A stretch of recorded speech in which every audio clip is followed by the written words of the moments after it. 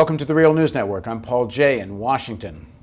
The average retail price of gasoline at the pump in the U.S., excluding taxes, in May was $3.96. In January 2009, the average retail price was $1.96. In other words, consumers are now paying twice as much to fill their cars as they did 2.5 years ago. Meanwhile, the FAO Global Food Price Index for June was 39% higher than June 2010. The upsurge in global food prices has created food emergencies and spread malnutrition throughout the developing world. To what extent is all of this the result of speculation? Now joining us to unpack all of this is Bart Chilton. Bart is a commissioner at the Commodities Futures Trading Commission in Washington. Thanks for joining us again. Sure, Paul. So how much is speculation driving up the price of food?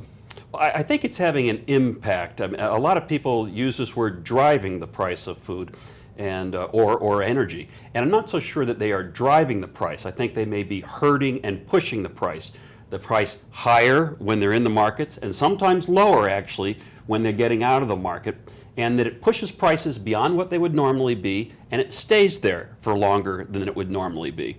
And I think that's the case in some ag commodities that impact food prices, and I think it's the case with regard to energy.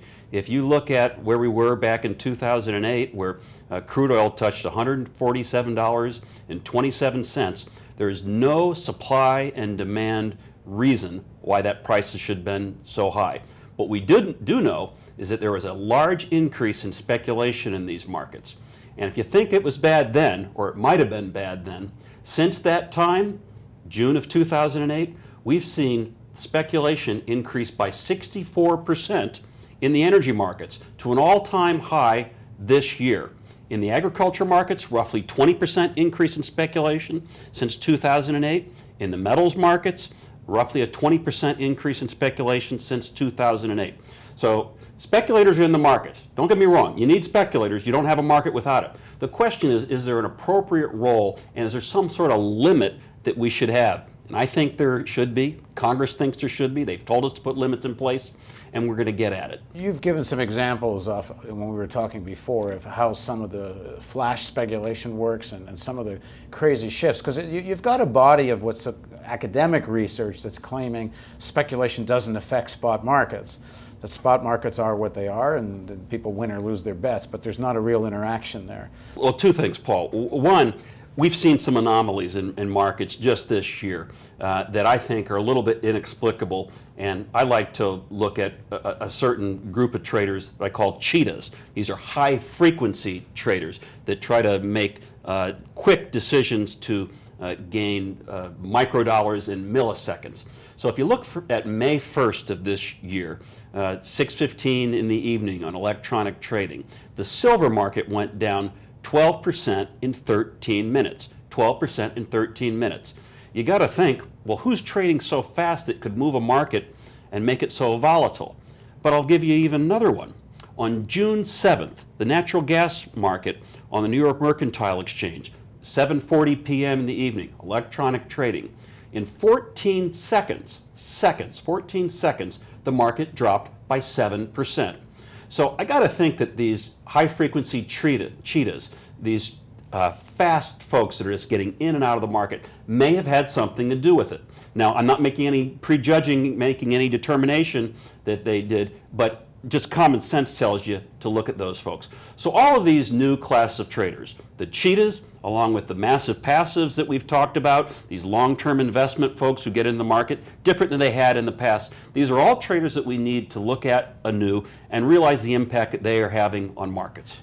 To have enough of the kind of capital it takes to affect markets at the level you're talking, it's enormous amounts of money. You're talking the big banks.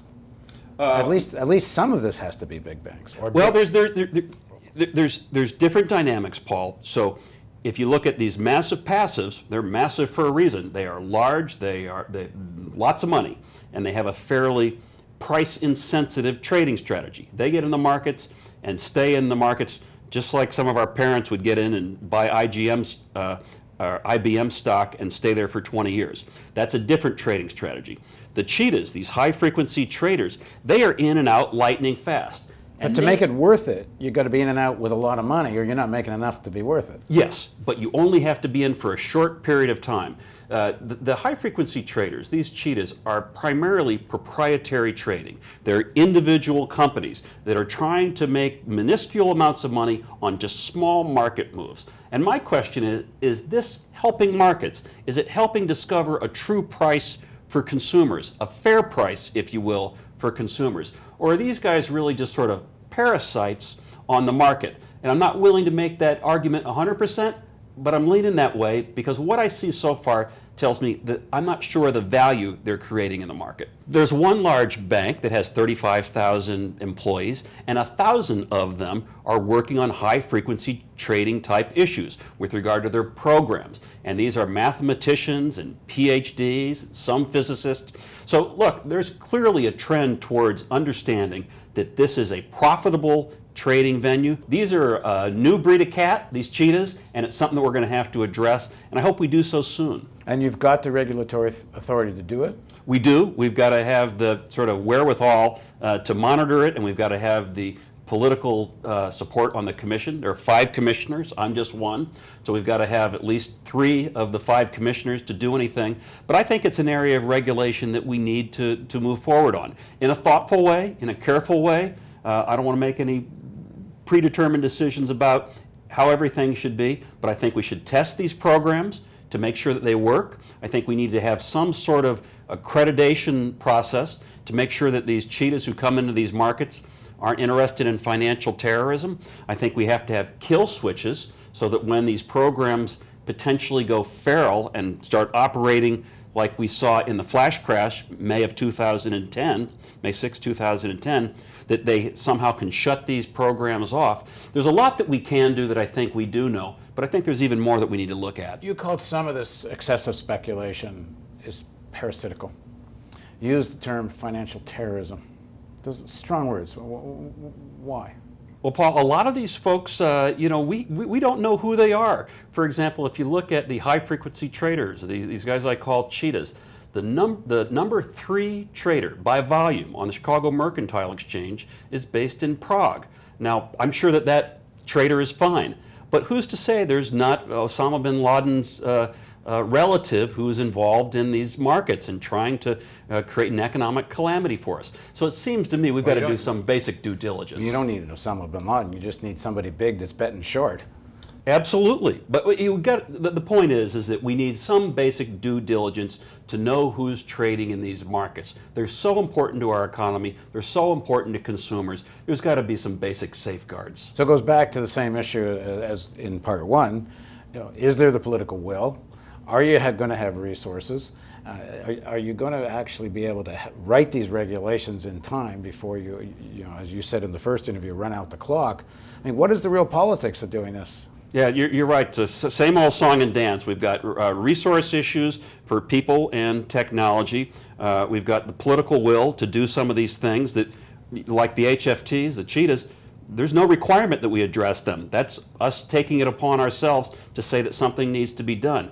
And I think in general that's a problem with how government operates. All too often we're like the fire department. We come in after a catastrophe and hose down the charred remains. We need to be more like the police department, looking around the corner, thinking about what might be happening in these markets. And the cheetahs are one area where I think we need to be nimble and quick and think what they're doing and make sure that consumers aren't being impacted in a negative fashion.